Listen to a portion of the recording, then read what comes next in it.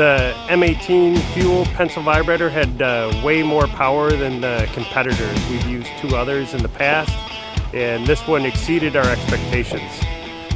Not having the cord is a huge benefit, especially if you don't have somewhere to plug in, and then you're dragging the cord the whole time, so being battery operated is huge. I'd use it in pretty much any application. I mean, the 8-foot for 8-foot walls, the 4-foot for smaller jobs. I mean, when you got a tool with that kind of reliability, it's a game changer. The Milwaukee Pencil Vibrator hits like no other. The pencil vibrator hits harder and performs better than its competitors. The quality of a tool is everything in our trade for what we do. If the tool doesn't work properly, it falls back on us for not choosing the right brand to use. We don't have that problem with the Milwaukee tool.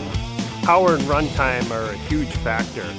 I've been using the M18 high output 6-cell battery, and it lasts as long as we need it to. Battery life is what really made a difference. I no longer have to worry about a cord, and the battery life is unmatched. It's compact, lightweight, easy to carry.